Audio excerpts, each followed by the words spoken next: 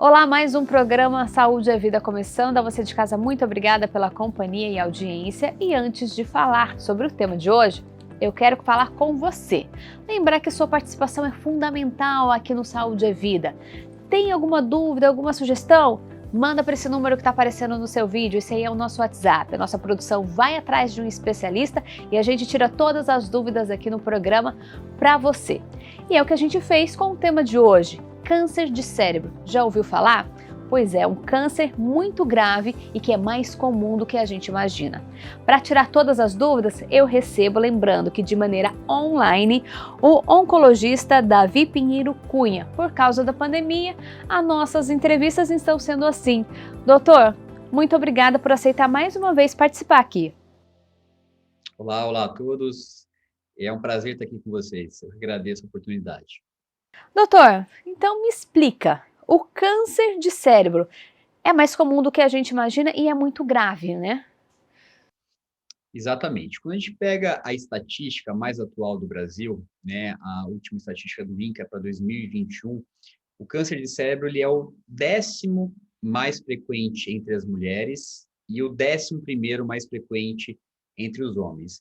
Não é que ele é tão frequente, mas não é uma incidência, né, tão desprezível assim. E o que é mais importante quando a gente fala em câncer de cérebro é que ele atinge talvez um dos órgãos mais nobres do nosso corpo, né? O órgão que ele controla todas as nossas funções. Então, qualquer lesão que atinge um órgão com tanta importância, e se essa lesão está localizada em uma parte do cérebro que controla uma função como a fala, como a motricidade, né, para a pessoa andar, a questão do comportamento, a visão, a audição, isso pode trazer sequelas muito graves. Então, daí a importância da gente discutir e alertar a todos sobre a importância desse tumor. O senhor falou aí que é o 10º em mulheres e o 11º em homens. Por que aparece mais em mulher? Tem essa explicação? Não tem muita explicação lógica ali, a gente não consegue identificar fatores de risco que justifiquem, né, ser mais frequente em mulheres e homens. É uma diferença que não é tão significativa assim, apesar de ser uma posição só de colocação, mas hoje em dia a gente não tem uma explicação clara por que isso ainda acontece. E doutor, o câncer no cérebro, ele pode surgir em qualquer parte ou ele fica mais localizado numa área do cérebro? Como que é? O que o senhor vê aí de uma maneira geral? Vamos lá, essa é uma pergunta muito importante, porque de forma didática, a gente pode dividir os tumores do cérebro em dois tipos. Aqueles que nascem no cérebro, né? E aí ele pode atingir qualquer porção. A gente sabe que o cérebro tem algumas porções que não são tão funcionantes assim, então são áreas em que se o tumor está alojado ali, a chance de sequelas são menores, né? Por outro lado, se pode ser um tumor bem pequeno, mas se está localizado numa área importante, uma área que chama eloquente, essa lesão pequena pode trazer grandes complicações, né? Como eu falei, pode dar dificuldade na fala, dificuldade na visão, pode dar alteração de comportamento, a pessoa pode ficar sem andar. Então, isso quando são os tumores que a gente chama primários, ele nasce em qualquer parte do cérebro. Mas os mais frequentes tumores do cérebro, eles nascem em outra parte do corpo, que a gente chama de metástases, né? Então, os tumores hoje em dia que mais disseminam células neoplásicas para o cérebro é o câncer de pulmão, depois o câncer de mama, né, que é o mais frequente entre as mulheres, seguido pelo melanoma, né? E hoje essas metástases são até mais frequentes do que os tumores que nascem originalmente no cérebro. Doutor, eu até tinha separado essa pergunta exatamente. É possível então que um câncer que está em outra parte do corpo vá para o cérebro? Eu até queria que o senhor explicasse mais detalhado como que acontece esse processo de metástase. Então vamos lá, a metástase é um processo complexo, tá? Mas de uma forma geral, a célula do qualquer órgão neoplásico do corpo, então assim, um câncer de pulmão, como exemplo, ele só consegue chegar no cérebro pelo sangue. Então, normalmente esse tumor, ele cresce no órgão que ele originou, quer seja no pulmão, quer seja na mama, quer seja na próstata. Dali, ele cai na corrente sanguínea, e na corrente sanguínea ele sobe, né, e para no cérebro. Então, ele fica alojado ali no cérebro com uma célula inicial pequena, né, e esse crescimento lento pode desenvolver um tumor maior e, a partir daí, trazer os sintomas. Né? Então, hoje, a gente fala que realmente o câncer de pulmão ele é um dos mais frequentes no mundo, né? E ele tem uma capacidade muito grande de disseminar essas células para o cérebro. Então, a gente não tem assim uma explicação totalmente lógica, mas é uma tendência dessas células do pulmão gostarem de ser disseminadas para o cérebro. E o câncer de mama também acontece isso, principalmente alguns dos subtipos do câncer de mama, que a gente chama os tumores triplo negativos e os que têm uma expressão de uma proteína chamada HER2, uma coisa bem específica, mas mostrando que dentro dos tumores de mama existe alguns também com uma tendência muito grande de disseminar essas células pelo sangue e essas células pararem no cérebro, e a gente chama isso de metástase. E é possível evitar, doutor? Evitar uma metástase, a gente chama que não é 100% evitável, mas a gente consegue que, se o diagnóstico do tumor de base for feito de forma precoce, então, se o tumor está muito pequeno no órgão que ele originou, a chance dele cair na corrente sanguínea é muito baixa. Então, se o tumor é diagnosticado de forma bem precoce, a chance de ocorrer uma disseminação para o cérebro, uma metástase, é extremamente baixa. Então, a gente volta sempre naquele mesmo assunto, da importância do diagnóstico precoce entre todos os tumores, né? E, quando a gente fala em câncer de cérebro, do tumor que nasceu no cérebro, aí não, né? Porque ele já nasceu ali, ele pode desenvolver de forma mais rápida ou mais devagar, mas aí vai depender um pouquinho da velocidade e agressividade dessas células para ele trazer um sintoma mais precoce ou mais tardiamente. Mas aí, quando nasce no cérebro, é mais difícil realmente a gente fazer o diagnóstico, né, e também evitar algumas possibilidades de sequelas. Falando em diagnóstico, como que ele é feito, doutor? A pessoa começa a sentir alguma coisa? Como que ela vai parar no oncologista, por exemplo? Quais são os sintomas que leva até o oncologista? O diagnóstico de câncer de cérebro realmente é um desafio, né? Porque hoje não existe nenhum método de rastreamento, não tem exames de prevenção, né? Igual o câncer de mama, que a gente faz mamografia, o câncer de próstata, que a gente faz o toque retal, o exame de PSA, o câncer de intestino, a gente faz a colonoscopia. Isso a gente consegue fazer o diagnóstico precoce, ou mesmo lesões que vão virar um tumor, a gente consegue fazer esse diagnóstico. Para câncer de cérebro, não tem um exame que faça esses exames preventivos. Então, a gente só vai investigar o câncer de cérebro se ele tiver alguns sintomas. E quando a gente fala em sintomas de câncer de cérebro, eles são muito inespecíficos, porque o principal deles é dor de cabeça, que a gente chama de cefaleia. Isso acontece em mais de 50% dos casos de câncer de cérebro. Mas a dor de cabeça é muito mais frequente por outras razões e não câncer. Né? Então, a gente vai chamar atenção para um diagnóstico quando uma pessoa tem alguns sintomas, como dor de cabeça que não melhora, dor de cabeça que é acompanhado com outros sintomas, então, sonolência, enjoo, crise convulsiva. Quando o paciente tem algum sintoma que a gente chama sintoma focal, né, que é sintoma já relacionado com alguma função do cérebro que traz alguma alteração. Então, a pessoa tem uma perda de força, uma alteração na fala, alteração na visão, alteração no comportamento, alteração para escutar. E aí, sempre que tiver essas alterações, é necessário procurar um médico para fazer o exame, né? Aí, geralmente, a gente faz o exame de ressonância com contraste do cérebro para fazer a identificação desse nódulo, para aí depois fazer o diagnóstico. Porque apesar dos exames de imagem, né, e a ressonância é o exame que a gente mais utiliza para fazer essa avaliação, o diagnóstico tem que ser feito pela biópsia. Então, a biópsia é sempre necessária para um diagnóstico definitivo. Mas antes, a gente sempre faz uma ressonância para entender melhor o que está acontecendo no cérebro. E o tumor no cérebro pode ser tanto benigno quanto maligno? Tem os dois tipos?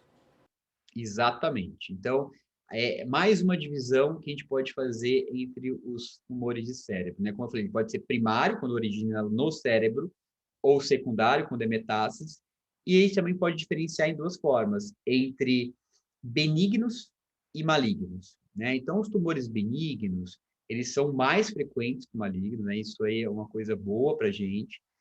E o tumor benigno, ele tem uma dificuldade até maior para fazer o diagnóstico, porque são células que crescem de maneira mais devagar. E isso demora para trazer um sintoma e demora-se para fazer o diagnóstico. Já os tumores malignos, que são a minoria, têm um comportamento muito mais agressivo. Então, essas células crescem rápido, causam sintomas tanto por conta da obstrução que ele leva ali na drenagem do cérebro, como também pela invasão dessas áreas nobres. E aí, muitas vezes, o diagnóstico é até feito mais rápido, porém, mesmo fazendo o diagnóstico mais rápido, as chances de cura são muito menores, as chances de sequelas também são muito maiores. E aí, doutor, como que é feito o tratamento em situações assim? Primeira coisa, a gente vai sempre diferenciar se o tumor ele é primário ou se ele é uma metástase, né? Se ele é benigno ou se ele é maligno. Então, de uma forma geral, os tumores que a gente considera benignos, algumas vezes, quando ele é pequeno, a gente pode até acompanhar. Então, a gente faz acompanhamento com exames de imagem e, a princípio, não se faz nenhuma abordagem. Mas, geralmente, a gente faz uma cirurgia desse tumor e faz uma ressecção completa. Então, a gente vai lá, tira o tumor por completo e muitas vezes finaliza o tratamento por aí. Quando os tumores são malignos, aí é mais complexo. Por quê? A cirurgia sempre é fundamental, né? Então, a cirurgia é feita na tentativa de retirar o máximo possível dessas células, mas muitas vezes esses tumores malignos eles são meio infiltrativos. A gente não consegue tirar por completo. E, além disso, a gente tem que complementar, além da cirurgia, com radioterapia, numa grande parcela dos casos, e também quimioterapia.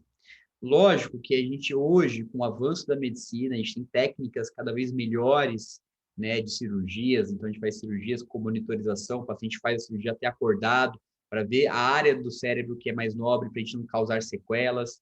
A gente tem técnicas de radioterapia muito mais direcionadas e focadas no alvo que a gente precisa atingir, quimioterapias mais modernas, em que a gente tem menos efeito colateral e melhores respostas. Mas mesmo assim, mesmo com esses grandes avanços que a gente teve na medicina, o tumor de cérebro, que a gente chama o tumor maligno, ele continua causando uma alta mortalidade, né? A chance de cura realmente ainda está muito aquém do que a gente gostaria. Doutor, o senhor falou da metástase, né? Que normalmente do pulmão, câncer de mama acaba indo para o cérebro. E o contrário, surgiu no cérebro, pode passar para outras partes do nosso corpo? Esse inverso é mais difícil. Geralmente, o que acontece é realmente o contrário. De outras partes do corpo, vai para o cérebro. Já os tumores que nascem no cérebro, são os primários, dificilmente eles causam disseminações para fora do cérebro, né? E mesmo não disseminando para fora do cérebro, acho que a complicação do crescimento no cérebro já é tão grave que a gente não, nem precisa ter essa disseminação à distância para tornar esse tumor, né, algo realmente que traz tanta complicação para o paciente. E doutor, a gente sabe que o nosso cérebro ele é bem complexo, né? Quando surge um tumor, algumas partes do cérebro vão se adaptando. Como que esse tumor cresce? Como que fica dentro do cérebro tudo isso? Ah, essa é uma ótima pergunta, porque o cérebro ele fica como se fosse numa caixa fechada, né? Não tem um espaço para ele crescer se tiver um novo nódulo ali. Então, o que acontece? Nos tumores que a gente considera benignos, como a gente já falou, ele tem um crescimento mais devagar, né? E esse crescimento mais lento dessas células faz com que o cérebro ele vai se adaptando a esse nódulo, a essa lesão, a essa massa dentro dessa calota, né? Então, o cérebro ele vai inchando, vamos dizer assim, mas ele vai se adaptando a esse aumento. E aí, geralmente, quando a pessoa faz o diagnóstico, o tumor já está maior, porque ele tem essa complacência, né? O cérebro ele consegue aí realmente aumentar e se adaptar dentro dessa caixa que é a calota craniana. Já os tumores malignos, como eu falei, ele tem um crescimento muito rápido. Então, não dá nem tempo do cérebro se adaptar nessa fase aí, nessa calota fechada. Então, muitas vezes, o sintoma é mais precoce, porque essa adaptação é mais difícil. E doutor, O senhor falou da cirurgia. Fez a cirurgia com sucesso, ok, mas o senhor tinha falado de algumas sequelas. Realmente pode ficar sequela? Pode, pode. E o que dificulta a cirurgia realmente é a localização desse tumor, né? Se o tumor está localizado numa área que a gente chama de mais nobre, uma área em que o cérebro tem uma função muito importante, e aí as funções são aquelas funções que a gente já comentou, de motricidade, de visão, de comportamento, as sequelas com a retirada desses nódulos podem realmente acontecer. Então, a sequela depende muito do local em que está o tumor. Se é um local que é responsável por tal função, existe sim uma chance da pessoa ficar com uma alteração naquele local. Lógico que os tumores malignos, as chances de complicações são maiores, e também, como eu comentei, hoje, com as cirurgias, com essas técnicas mais modernas, né, de monitorização, a gente faz essa cirurgia com o paciente até acordado, a gente consegue saber aonde que é o limite da cirurgia. Então, a gente começa, né, fazendo o procedimento, a gente vai fazendo a ressecção do nódulo, o paciente ele está algumas vezes acordado e a gente vai monitorizando os sintomas. Se a partir daquele ponto que a gente precisa operar, mas a partir daquele ponto o paciente começa a trazer uma sequela, então, opa, não estou conseguindo mais falar, uma dificuldade, consegue visualizar isso com o paciente acordado, a gente encerra a cirurgia até aquele ponto e aí complementa com radioterapia, com outras formas de tratamento para que a sequela do tratamento não seja tão grande, né? Então, é importante a gente pensar hoje, com as pessoas vivendo cada vez mais pós um tratamento de um câncer, que ele viva com qualidade, né? Então, é tão importante a cura, mas também pensar no quanto o paciente vai ficar funcional, né? Ter qualidade de vida após um tratamento. Eu até ia deixar essa pergunta para o fim, mas já que o senhor tocou nesse assunto, como que é a vida de uma pessoa que tem câncer de cérebro, doutor? Ela consegue fazer coisas normais aí do dia a dia? Como que é? Não, com certeza, né? Então, hoje, como eu falei, o intuito é que a pessoa faça a cirurgia, faça o tratamento por completo, mas que se mantenha o mínimo de sequela possível, né? Então, a grande maioria dos pacientes tem uma vida normal ou muito próximo do normal após um procedimento, um tratamento de um câncer de cérebro. Pode ser que fique com um pouco de sequela, então um pouco de dificuldade de visão, pode um pouco de diminuição, né, do olfato, mas isso não é para ser algo tão exuberante. Lógico que tem circunstâncias em que a preservação, né, dessa parte do cérebro não é possível, pela agressividade do tumor, porém, na grande maioria das vezes, os pacientes têm uma vida normal após o tratamento de um câncer de cérebro. Doutor, o senhor falou aí da incidência em mulheres e homens e criança. Também surge esse tipo de tumor em crianças? Também, né? Criança também tem uma certa frequência até maior do que nos adultos em câncer do que a gente chama até de sistema nervoso central, e isso inclui tanto o cérebro, né, como a medula. Então, nessa porção do cérebro e na medula, nas crianças é mais frequente a presença desses tumores até do que em adultos. Lógico que os tratamentos aqui em crianças é um pouquinho mais diferentes, algumas vezes são tumores até mais agressivos, de crescimento mais rápido, em que a gente necessita aí quimioterapias até mais intensas. E saber que quando a gente está tratando uma criança, a gente precisa sempre levar a cura, né? Tem uma perspectiva de vida muito grande, e além disso, a gente não quer deixar sequelas. Então, é realmente um tratamento até mais delicado para tratar uma pessoa que talvez não está entendendo tão bem o que está acontecendo, com drogas realmente algumas vezes até mais agressivas do que a gente usa em esquemas para adultos, mas realmente também nas crianças a gente consegue uma cura na grande maioria das vezes. E em criança também pode ser feita a cirurgia. Pode, pode e deve ser feita a cirurgia. E aí, crianças aí têm um espectro muito grande de doenças, então é necessário realmente individualizar o subtipo desse tumor para escolher o melhor tratamento, se é cirurgia, se é radioterapia, quimioterapia, ou muitas vezes a combinação entre essas três formas de tratamento. Na criança, doutor, é aquele primeiro tipo que o senhor falou, já nasce ali no cérebro? Ou tem também a metástase? Isso, geralmente são tumores primários do sistema nervoso central, né, que tem origem ali principalmente na região da medula ou no cérebro. É mais raro realmente uma disseminação pelo sangue, Então, as crianças têm menores chances de ter tumores em outros órgãos e esses órgãos disseminarem para o cérebro. Doutor, a gente está falando aí em criança, né? Isso significa que o tumor de cérebro não tem idade para surgir? Pode aparecer desde as crianças até um adolescente, uma pessoa mais jovem, adulto, até o idoso? Perfeito. Eu acho que crianças é proporcionalmente até mais frequente do que em adultos, né? Mas são tumores muito diferentes. São tumores de comportamento, células diferentes do que a gente vê em adulto. E os fatores de risco, né, que são assim, o que leva ao desenvolvimento desses tumores? Em crianças, são fatores totalmente diferentes, tem algo mais relacionado até à predisposição genética, hereditariedade, do que em adultos. Em adultos, apesar de hoje a evolução da medicina, a gente não tem ainda tantos fatores de risco conhecidos para o câncer de cérebro, né? Então, hoje, que a gente fala assim, qual que são fatores realmente comprovadamente relacionados ao câncer de cérebro? Questão de síndromes genéticas, que são bem raros, a exposição à radiação ionizante, né? Então, a exposição a raio-x, né? Então, pessoas que trabalham, profissionais que trabalham em raio-x, a pessoas que já fizeram radioterapia em uma parte do corpo, então isso predispõe realmente a tumores de cérebro, mas praticamente são esses dois principais fatores. Algumas pessoas em que tem um grau de uma queda da imunidade, uma imunossupressão, quer seja por uma doença como o HIV, ou mesmo o uso de medicamentos imunossupressores, isso também tem um risco um pouquinho maior. Mas aí a gente volta sempre no dilema, e telefone celular, trauma craniano, uso de adoçantes, como já foi dito no passado, o aspartame. Então, são três coisas que são muito ditas que causam câncer de cérebro, né? Principalmente o celular, que está muito hoje, todo mundo usando muito o celular, é uma coisa que faz parte do nosso dia a dia. Será que ele realmente causa câncer de cérebro? E até hoje não existe nenhuma comprovação científica que esse fator de risco leve ao câncer de cérebro.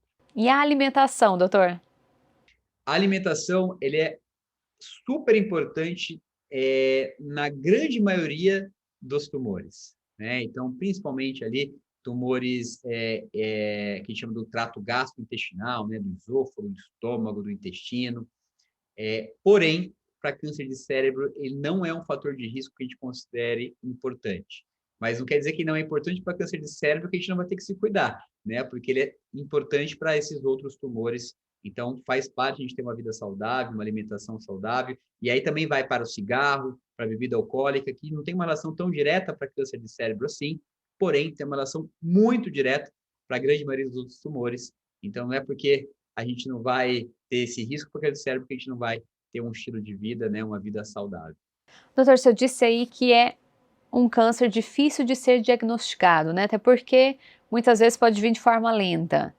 Qual que é a orientação que o senhor dá, então, para quem está assistindo a gente, está com uma pequena dor de cabeça, está se sentindo diferente, a visão, o que fazer? Não é para assustar, mas é sempre bom procurar um especialista? Não, com certeza. Então, a gente chama atenção para alguns fatores que chamam de fatores de alarme, né? Então, se tiver algum desses fatores, aí é necessário procurar imediatamente uma avaliação médica. Então, quais são esses fatores que a gente chama, esse não tem como, tem que procurar com o médico o mais rápido possível. Alteração na força, alteração na visão, né, no cheiro, na audição, alteração no comportamento. Então, pessoas que têm algum desses sintomas têm que procurar imediatamente o médico. Quando a gente tem outros fatores, aí questão dor de cabeça, tontura, isso é muito frequente, mas é muito mais frequente em outras causas, né? Não câncer de cérebro. E aí a gente tem que chamar sempre atenção. Se a dor de cabeça apareceu, mas não melhorou em até 2 semanas, é uma dor de cabeça que chama refratária, precisa procurar o médico. Está associado a algum outro fator, quer seja vômito, alteração aí na força, na visão, também tem que procurar um médico. Então, sintomas que aparecem e que não melhoram em 2 semanas, como esses sintomas específicos de tontura, dor de cabeça, sempre deve procurar um médico para uma avaliação mais específica. Lembrando, calma, não precisa, não é um sinal que é um diagnóstico de câncer, mas exige sim uma necessidade de uma investigação. Então, acho que essa é uma mensagem importante. né? Ter calma, mas não postergar demais a procura do médico quando surgem esses sinais que a gente acabou de comentar. Essa demora para procurar um médico pode piorar a situação do câncer? Pode fazer com que ele aumente? Com certeza. Então, a gente sabe que o diagnóstico é difícil, mas o diagnóstico precoce é importantíssimo. Assim como os outros tumores em qualquer parte do corpo, o diagnóstico precoce, ele aumenta a chance de cura, né? Então, aumentar essa chance do paciente nunca mais esse tumor voltar, mas além disso, ele reduz as sequelas e também exige menos tratamentos. Então, tudo é positivo. Aumentar a chance de cura, tratamentos menos agressivos e menores chances de sequela. Então, é sempre que possível necessário fazer o diagnóstico precoce e é por isso que a gente faz esse alerta para câncer de cérebro, que se tiver algum desses sintomas, realmente é necessário procurar uma avaliação para tentar um diagnóstico precoce. Doutora, a gente está no meio de uma pandemia, muita gente tem medo de sair de casa, tem medo até de procurar um médico. Aí tá lá com alguns sintomas, acaba se automedicando. Isso pode agravar a situação no futuro? Com certeza. E a gente já tem alguns dados, não especificamente para câncer de cérebro, mas para diversos outros tumores, em que a pandemia foi realmente prejudicial para o diagnóstico precoce, né? E isso causando redução na chance de cura dos pacientes. Então, a gente teve menos exames, que a gente chama de preventivos, durante a pandemia, a gente teve menos biópsias durante a pandemia, e com isso, menos diagnóstico de câncer durante a pandemia. Não quer dizer que o câncer não está aí, ele sumiu durante a pandemia, não, ele continua aí, o problema é que não está sendo feito o diagnóstico, né? Então, assim como os outros tumores, o câncer de cérebro não é diferente. A pandemia realmente deixa a gente com um receio maior de sair de casa, de procurar o médico, é realmente necessário tomar as medidas de precaução, mas com a saúde a gente não pode brincar, né? Então, a saúde é o nosso maior bem. Se a gente não for atrás, ninguém vai atrás para a gente. Então, mesmo durante a pandemia, hoje a recomendação tem algum desses sintomas que a gente comentou, é necessário, obrigatoriamente, procurar uma avaliação médica para a gente fazer a investigação. E alguns remédios que a pessoa pode acabar tomando, se automedicando, pode piorar o câncer? Piorar o câncer, vamos dizer que não. Porém, ele pode dificultar o diagnóstico, né? Porque muitas vezes a pessoa, um dos primeiros sintomas do câncer de cérebro é realmente a dor de cabeça. Se você toma um medicamento para cessar essa dor de cabeça, o medicamento vai funcionar. Você vai ficar sem dor de cabeça. Lógico que isso aí vai mascarar um diagnóstico, porque muitas vezes a pessoa vai tomando um remédio, vai associando outro remédio mais forte, e essa dor fica controlada.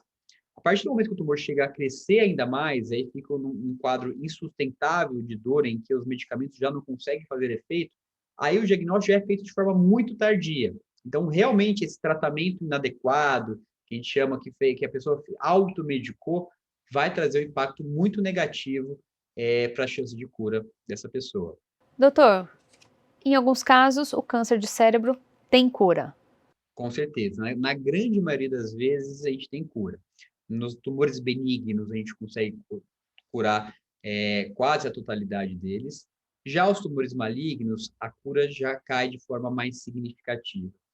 A gente tem um dos tumores malignos que a gente chama glioblastoma multiforme, que é o tumor mais agressivo que a gente tem no cérebro, principalmente em adultos, e que a chance de cura é muito, muito pequena, né? Então, existe uma variação muito grande entre os tumores que podem ter origem no cérebro e que a gente chama de sistema nervoso central. A grande maioria deles são curáveis, né, com baixíssimas chances aí de sequela, porém, existe ainda alguns subtipos em que a chance de cura ainda é muito pequena. E aí, nesses casos, vocês tentam dar uma melhor qualidade de vida para a pessoa.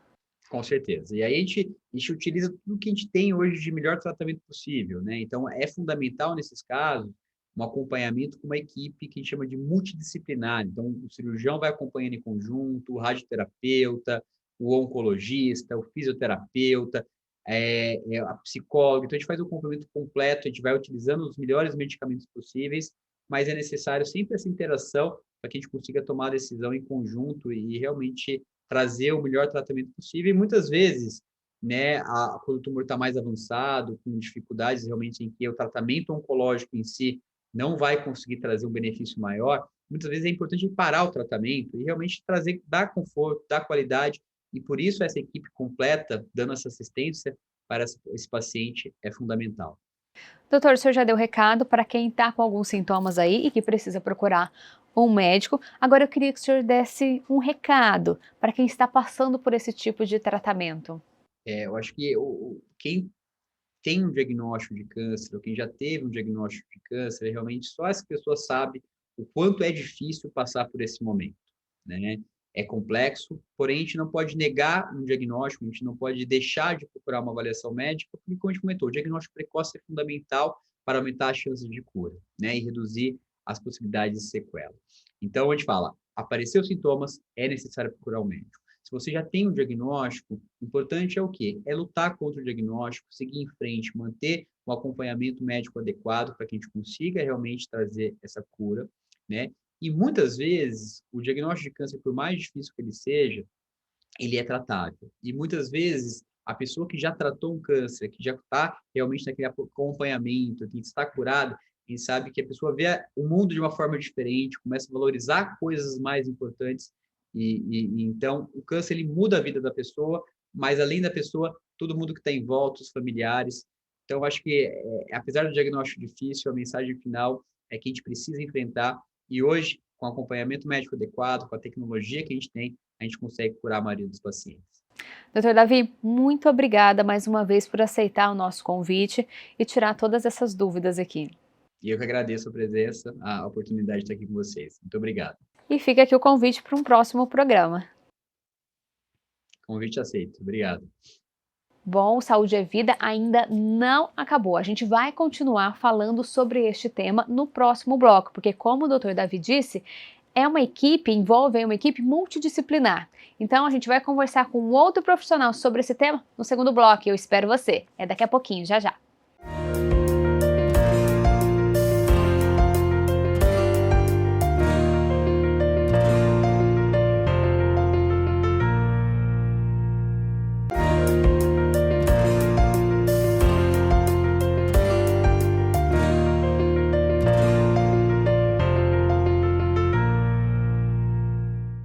Saúde é Vida de volta e hoje a gente está falando sobre câncer de cérebro. Olha só, separei alguns dados aqui.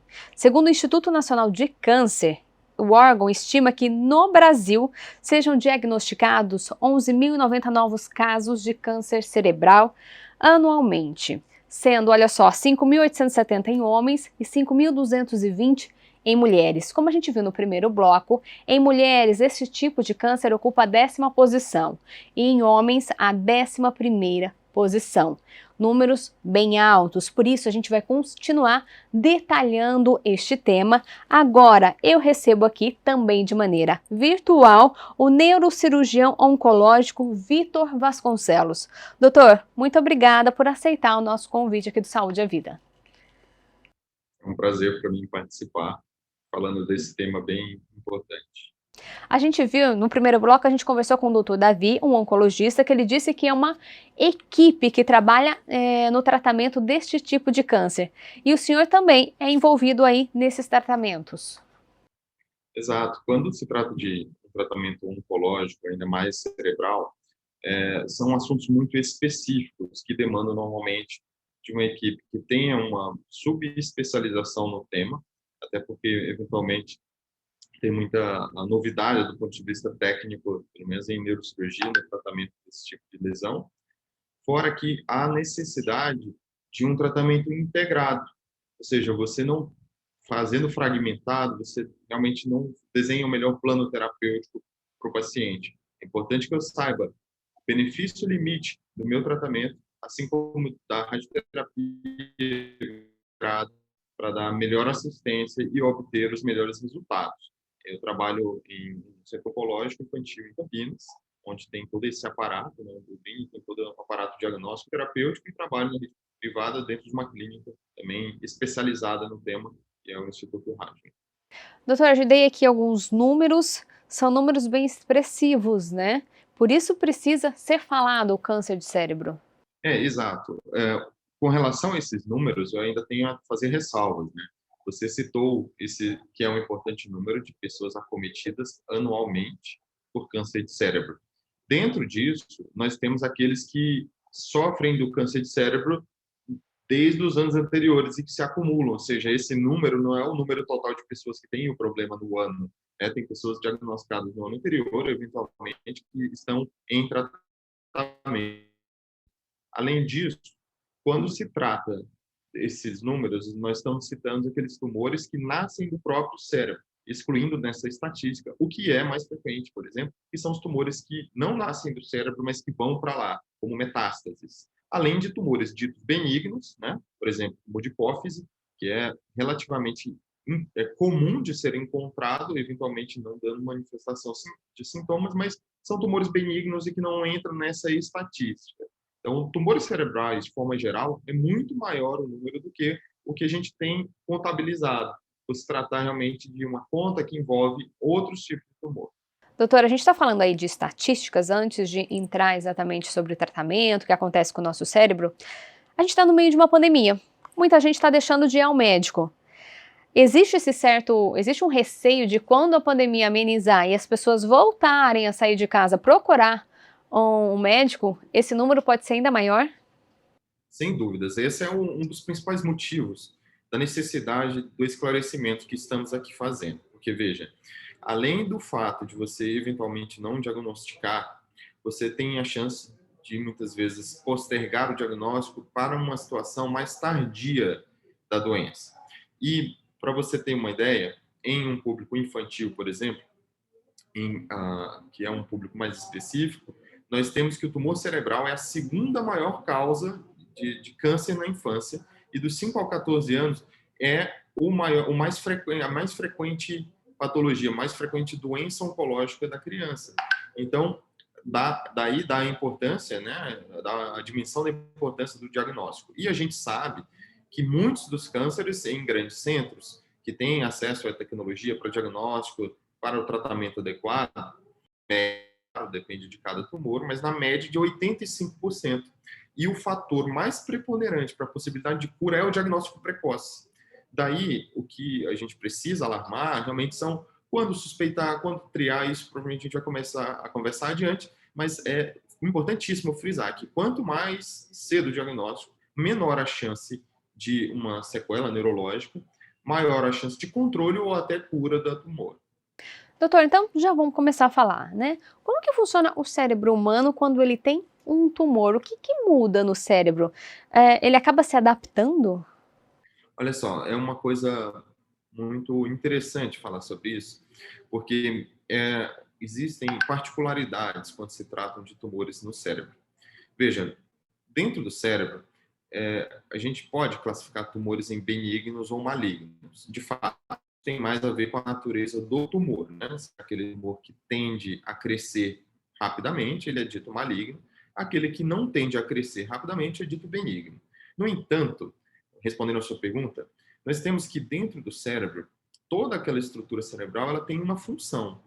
Assim, quando você tem uma lesão que eventualmente possa ser dita benigna pela sua própria natureza de não crescimento, mas ela acomete uma área muito nobre e começa a comprimir o tecido cerebral normal, podemos ter uma sequela neurológica grave, mesmo de um tumor benigno. Então, o que acontece é que um tumor dentro do sistema nervoso central, ele pode ter uma consequência relacionada à lesão das estruturas ao redor, causando assim sequelas neurológicas. Ele pode se disseminar dentro do próprio sistema nervoso central, levando metástases de um local para o outro ou até na coluna. E ele pode causar problemas não apenas na função local, mas pela expansão do tumor dentro de uma, digamos assim, compartimento fechado, que é o crânio, você acaba causando um aumento da pressão craniana, que pode inclusive trazer riscos de vida. Doutor, o senhor falou aí área nobre do cérebro. O senhor está falando esse tema, o doutor Davi também falou no bloco anterior. O que é essa área nobre do nosso cérebro? Uma maneira de dizer da importância de uma estrutura é chamá-la de nobre. Isso não é nem um termo técnico, é basicamente dizendo que, se tratando de um órgão com muitas funções, por exemplo, uma área responsável pela fala, se você lesar aquilo, o paciente simplesmente não se comunica mais. Outra área responsável pelo movimento, outro pelo raciocínio, pela personalidade, pela visão. Então, se tratando de um órgão que concentra praticamente todas as funções vitais, né, uma vez que coordena vitais, ele é dito um órgão nobre. Não que os outros órgãos não sejam, mas eu vou traçar um paralelo aqui. Se você tem um problema renal, o rim é um órgão super importante, mas eventualmente você consegue viver com um rim só, ou até com parte de um rim, assim como o pulmão, o fígado. No cérebro, normalmente cada área é responsável por uma função. Existe até uma possibilidade de o cérebro se amoldar com o tempo, principalmente se em pacientes mais jovens, bem crianças, né? Mas de forma geral, se você tem uma lesão neurológica cerebral, isso normalmente agrega aí uma sequela, ou seja, uma perda de função, o paciente para eventualmente de falar, de andar, de enxergar, de se comunicar, de entender. Então, a gente fala área nobre porque, de fato, o cérebro tem uma função global dentro da vida das pessoas, né? E o tumor pode surgir em qualquer parte dele, como o senhor já disse, né? Sim, os tumores, só para a gente fazer com que o público entenda, a gente pode classificá-los em tumores primários, que são aqueles que nascem do próprio tecido do cérebro, e os tumores metastáticos, que são ditos secundários, né? E são tumores que eventualmente nasceram em outro órgão e que se disseminaram para ali. Isso pode acontecer em qualquer área, e a gente sabe que existem alguns fatores de risco, né? Os fatores de risco principais são a exposição à radiação ionizante. O que é isso? Principalmente a tratamentos radioterápicos prévios. Por exemplo, no passado, se faziam radioterapia para crianças com leucemia numa dose maior. Isso aumenta a chance de realmente ter um câncer de cérebro. A radiação, digamos assim, em pequena intensidade, como de raio-x eventual, de uma tomografia, a gente não tem evidência na literatura que aumente de fato a incidência de câncer, uma vez que a dose é muito menor do que a dose que se utiliza para uma radioterapia. Além do fator radioterapia, temos o histórico familiar, ou seja, tem algumas famílias que têm a característica hereditária de ter uma predisposição para o câncer. Isso tem que ser investigado, principalmente quando você tem mais de um membro da família com algum tipo de câncer, não necessariamente câncer cerebral. E essas síndromes, de fato, não são frequentes, mas uma vez que tem, realmente aumentam muito a chance da incidência do câncer. E o terceiro e último fator de risco, que a gente tem evidência na literatura de que, de fato, aumenta a chance de câncer, é a deficiência da imunidade, que pode ser em decorrência de doenças da imunidade, como HIV, por exemplo, ou mesmo problemas imunitários da imunidade hereditária, da criança que nasce com alguma imunodeficiência. Fora isso, e eu vou me ater um pouquinho nessa questão, muitas questões surgem sobre rotinas do dia a dia, o que eu posso fazer para evitar um câncer. E nessa tendência, temos algumas questões muito frequentes. Por exemplo, o uso do celular aumenta a chance de câncer do cérebro? Esse é um fator de risco? Até o momento, nós não temos evidência de que sim. Não sabemos, não temos prova de que sim. O celular ele emite uma onda de radiofrequência que fica entre a onda, uma energia que fica entre como se fosse a onda do rádio e a onda de um forno de micro-ondas. Isso não é uma radiação como é a radioterapia. Mas a gente não consegue dizer assim, olha, usa tranquilo, não tem problema, porque os trabalhos que a gente estuda, a exposição do celular ao longo aí, do tempo, não datam mais de 10 anos, ou seja, a gente tem um acompanhamento ainda muito pequeno do período. Além disso, sabe que o câncer está aumentando em incidência, câncer do cérebro, e as pessoas também estão usando mais o aparelho. De forma geral, minha recomendação é, a gente não pode dizer que é um fator de risco, só que a gente não tem evidência também dessa segurança. Então, quanto mais você puder tentar não usar próximo à região da cabeça, menor a incidência de ondas, eventualmente usando fones ou dispositivos assim. E outros fatores de risco, como o uso de adoçantes, aspartame, o uso de tintas, derivados de petróleo, substâncias tóxicas, isso tudo está em análise, mas não tem comprovação científica ainda de que pode aumentar a chance de desenvolver um câncer do cérebro. Doutor, diante disso, a pessoa que foi diagnosticada com um câncer de cérebro, como que funciona o trabalho do neurocirurgião? Como que é tratar um tumor no cérebro? Como o senhor disse, né, uma área delicada, uma área nobre, responsável por tanto pelo nosso corpo.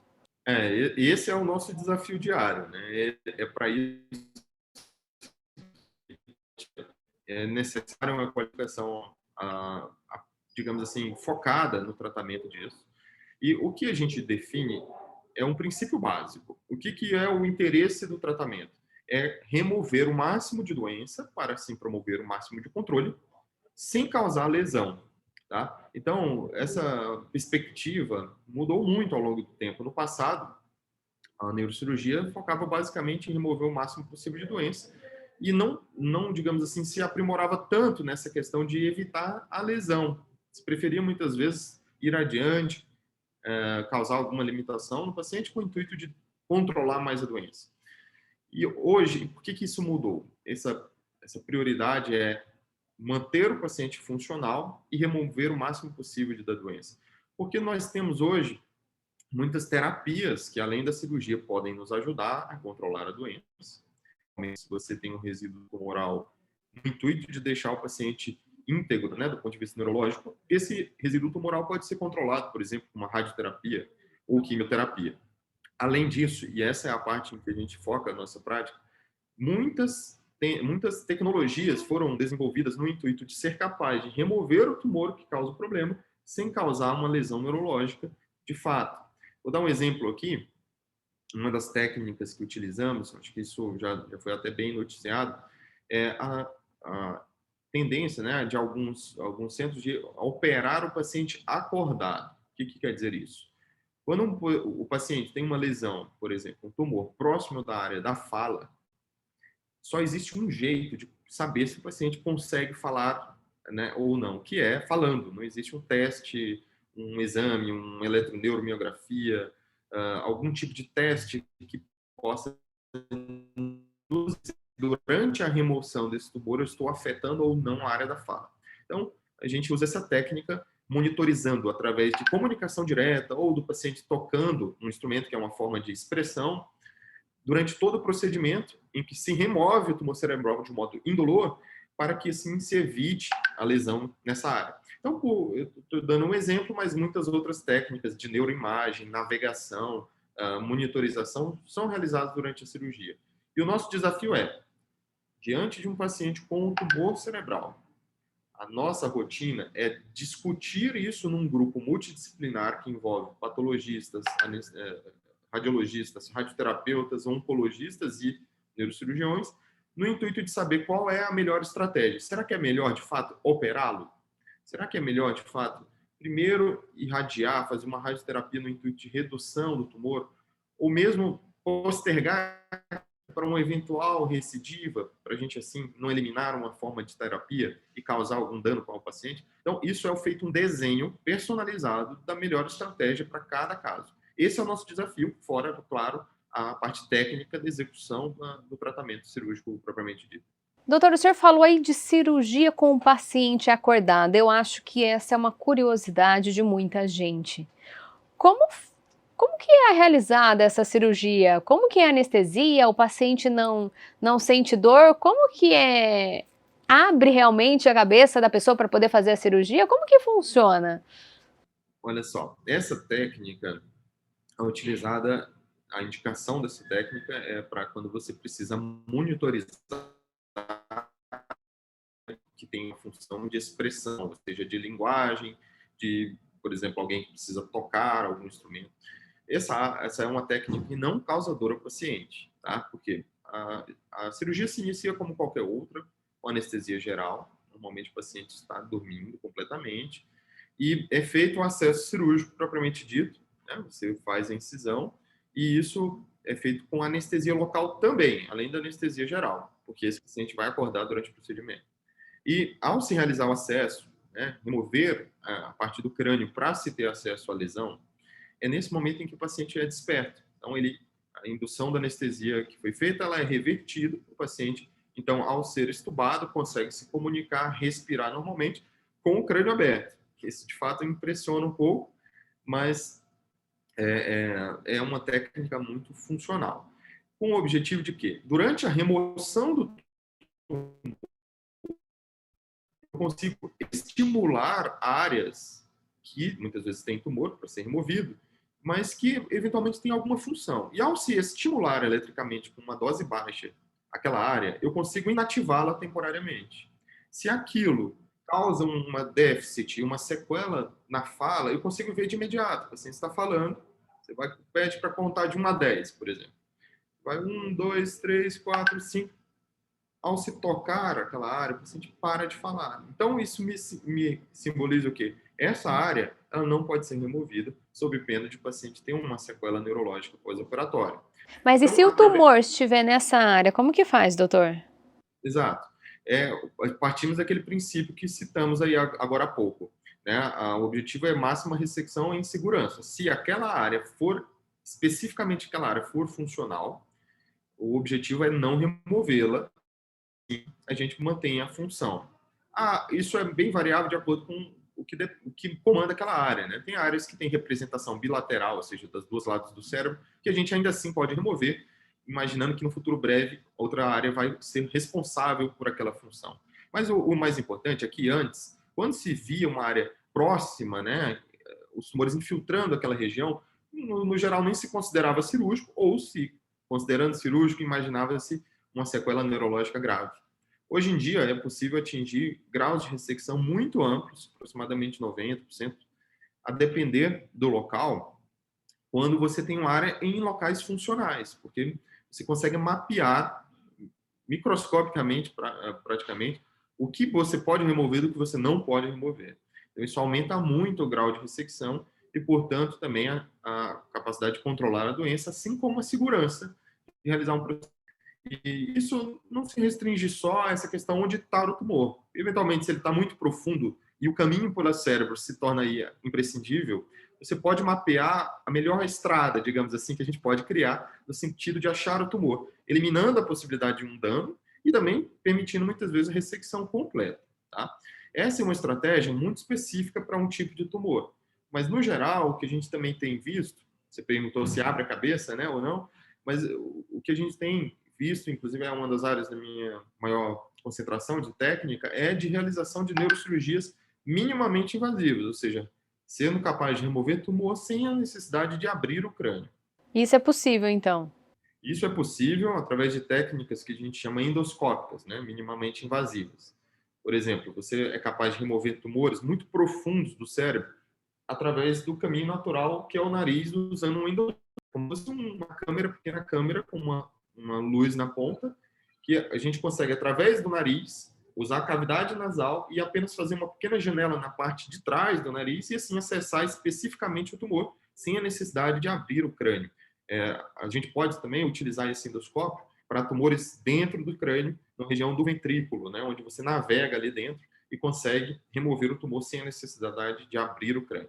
E outras técnicas, como biópsias por agulha, são muito utilizadas. Então, assim, o fantasma de muitas vezes abrir o crânio, né, que é uma pessoa, eu percebo, muitos pacientes sentem como se fossem violados, não, mas o meu crânio você vai abrir. De fato, há necessidade em alguns casos, mas a tendência maior hoje são cirurgias menos invasivas, cirurgias que o paciente tem uma hospitalização bem curta e que podem ser capazes de remover o máximo possível da doença. E doutor, e como que funcionam as a quimioterapia e a radioterapia?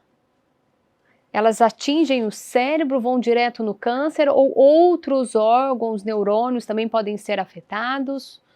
Dependendo do tipo de tumor, principalmente aqueles cujo tecido tumoral aí tem uma tendência maior de crescimento, mesmo que se remova completamente com cirurgia, há necessidade de complementar o tratamento com quimio e radioterapia.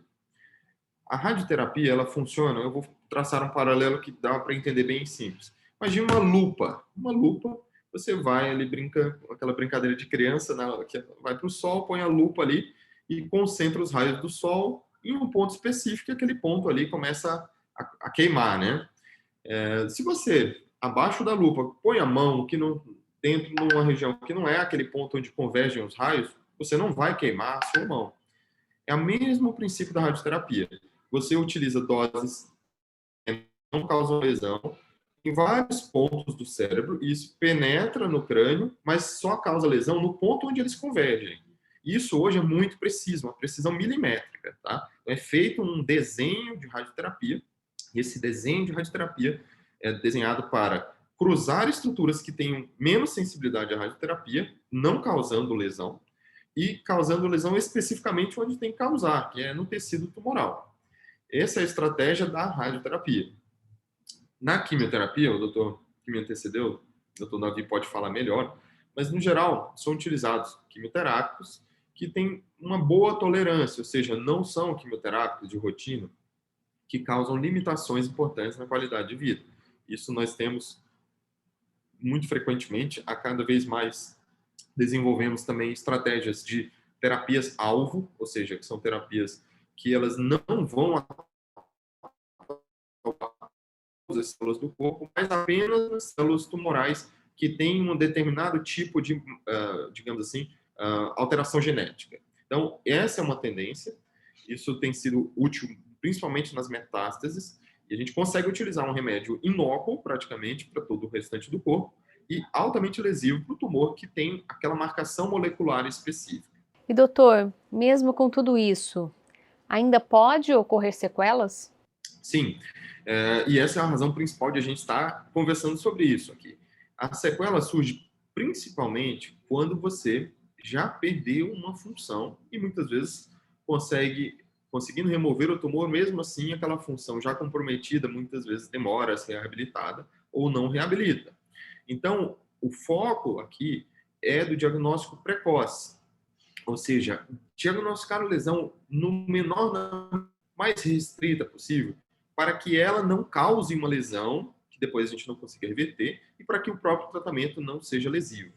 A gente citou aqui fatores de risco que não são tão frequentes, né? Você pode pensar, olha, para câncer de pulmão, não fumar é importante. E para câncer de cérebro, o que eu posso mudar no meu hábito de vida para não desenvolver? Então, a gente citou aqui radioterapia, que é relativamente pouca gente, principalmente só quem já teve um tumor no passado, que é exposto. Histórico familiar são doenças raras. Naqueles que têm, claro, é importante revisar, mas quem não tem pode fazer o quê em relação a isso? Praticamente nada. E a questão imunológica, que também depende de quem tem um problema imunológico, seja ele hereditário ou adquirido por alguma doença. Então, de fato, em termos de fatores de risco, a gente não pode alertar muito a população a mudar algo do seu dia a dia para evitar um câncer de cérebro. Mas sim, nós podemos falar quais são, desculpe, quais são aquelas tendências, né, digamos assim, os primeiros sintomas, isso que a gente vai falar adiante, os primeiros sintomas que me fazem alertar da necessidade de buscar um serviço especializado, para que eu, ao diagnosticar numa fase inicial, tenha a maior chance possível de cura ou de controle, tá? Então, só para complementar, recentemente, inclusive esse mês, foi publicado um artigo japonês que desenvolve aí técnicas de uma espécie de rastreio, né? Através de exames urinários para detecção de algum material genético que possa sugerir que a pessoa tem câncer, né? Isso, se for desenvolvido, realmente é muito útil. Ainda está em fase de análise, mas é de certa forma, o primeiro exame de rastreio que podemos fazer para a população, quem não tem sintomas, no intuito de diagnosticar um câncer numa fase inicial. E quais seriam os sintomas, doutor? Quando podemos suspeitar do câncer do cérebro? Isso eu vou até abrir um paralelo aqui. De forma geral, temos alguns sintomas e sintomas mais específicos nas crianças, né? O tumor, ele pode causar sintomas focais, ditos focais, que são aqueles sintomas relacionados diretamente ao local do tumor. Então, esses sintomas focais são as alterações neurológicas. Alguém que, de repente, começou a formigar uma parte do corpo, começou a não conseguir falar, começou a perceber que a periferia da visão não está funcionando bem, começou a ter fraqueza em algum membro do corpo. Então, isso para a gente simboliza a perda de uma função neurológica específica. Então, esses sintomas, você começa a perceber que você tem uma perda da força, se você tem um formigamento, ou seja, alteração de sensibilidade, dificuldade de equilíbrio visual, dificuldade de fala, e isso está se prorrogando aí por alguns períodos, a gente tem que pensar em investigar algum dano neurológico. O que, de fato, é muito mais comum de causar algum dano neurológico, assim, são os AVCs, né? Normalmente tem uma instalação mais aguda, é alguém que acorda e não mexe uma parte do corpo. Ou a história que mais sugere um tumor é algo mais progressivo. Você vai começando a perceber uma dificuldade e vai aumentando essa dificuldade com o tempo. Então, a primeira dica aí são A lesão são perdas funcionais, perdas de funções específicas, como visão, fala, sensibilidade, coordenação, equilíbrio ou força. E outros sintomas que são também de alarme são sintomas gerais, por exemplo, dor de cabeça, náusea, vômitos e sintomas neurológicos, como confusão mental e convulsões. Então, esses sintomas sintomas gerais, como dor de cabeça, muito frequente, que aumenta com o tempo, são os sintomas que a gente deve alertar. Se a gente, ao final dessa entrevista, consegue informar a população desses sintomas, é o nosso maior objetivo, porque isso é o que vai impactar no maior controle de doença. É claro que meu objetivo aqui não é alarmar, né? A dor de cabeça é um sintoma muito frequente. O objetivo do alarme com relação à dor de cabeça não é que toda dor de cabeça pode ser uma dor de cabeça secundária a um tumor, mas sim as dores de cabeça que têm sinais de alarme, que são uma dor de cabeça muito frequente, progressiva, ou seja, que vai aumentando de intensidade com o tempo, que mudou de padrão, ou seja, se você não tinha dor de cabeça, começou a ter, é bom investigar. E se você até tinha dor de cabeça, mas a dor ficou mais frequente ou mais intensa, é bom investigar. Então, na presença dessas dor de cabeça, se ela se associa com as outras alterações neurológicas que a gente já citou, mais razão ainda de buscar um serviço para fazer uma investigação adequada. Doutor, o senhor falou aí desses sintomas. Pode-se dizer que eles são comuns nos adultos e nas crianças são os mesmos ou muda? Nas crianças, a gente tem uma particularidade que é, muitas vezes, a incapacidade da criança de relatar o problema, né? Então, essa mensagem vai especialmente para os pais, da necessidade de observar algumas mudanças. Por exemplo, a criança, claro, se ela se comunica dizendo que está com dor de cabeça, que não costumava ter, você percebe a criança com algum dano neurológico, por exemplo, está começando a ter dificuldade de andar, cai com mais frequência, isso tudo chama a atenção. Mas, por exemplo, uma queda do aproveitamento do por exemplo. Muitas vezes a criança ela está ali com alguma dificuldade, seja por dor, seja porque não está enxergando direito, ou mesmo pela dificuldade de concentração, que muitas vezes um tumor pode causar. É um sinal de alarme para ser investigado. Isso de forma geral, né? Está caindo o aproveitamento, vamos ver o que está acontecendo. Tem problemas que são de natureza biológica, né, do corpo, mas também problemas emocionais, que muitas vezes as crianças podem apresentar, não em decorrência de tumor, mas de forma geral, né? Então, queda do aproveitamento, mudança de personalidade, a criança que brincava, era animada, está mais quieta, está mais fechada, não quer interagir, isso também, essa mudança, digamos, de personalidade é um sinal de alarme. Fora os demais, né, que a gente já citou, que são as alterações neurológicas, isso aí fica muito mais evidente quando acontece, claro, a criança começa a ter dificuldade, se aproxima muito da TV para conseguir enxergar, são alterações aí que podem sugerir que algo do ponto de vista neurológico está errado. E diante do fato da infantil câncer ser relativamente muito mais frequente, responsável até por ser a primeira causa de câncer em algumas faixas etárias, é que sim, realmente se torna imperativo aí a investigação. A gente tem que pensar nisso, do contrário, a gente não faz diagnóstico. Doutor, quando se fala em câncer de cérebro, não tem como não assustar, né? Mas se tratado, diagnosticado de forma precoce, é possível ter cura?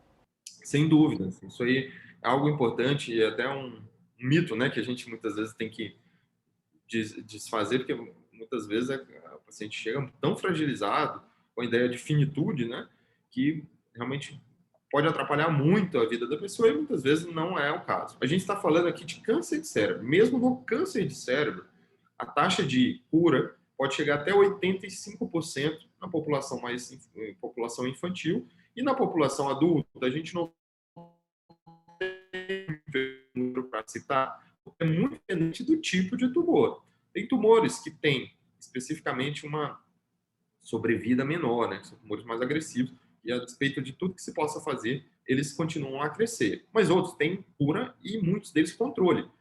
O que quando eu falo controle quer dizer o quê? A vida da pessoa não é impactada em nada muitas vezes pela presença do tumor. Ela só precisa tomar algum remédio para que ele não cresça ou para que ele não dê sintomas, como convulsão, por exemplo, e a pessoa tem uma vida normal.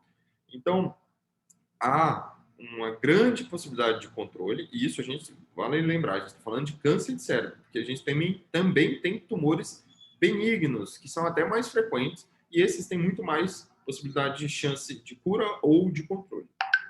E esse não é um tratamento só para o paciente, toda a família acaba sendo envolvida e também precisa de um acolhimento, doutor? O que o senhor percebe aí, junto com seus pacientes e os familiares? De fato, qualquer diagnóstico oncológico, ele mexe com toda a estrutura familiar, né? Desde no quesito mais prático, né? Que envolve a disponibilidade de tratamento e acompanhamento, mas também há uma questão do risco, né? De eventualmente perder um ente querido. Então, a gente precisa cada vez mais, né? Conscientizar o paciente e a própria família do que se trata.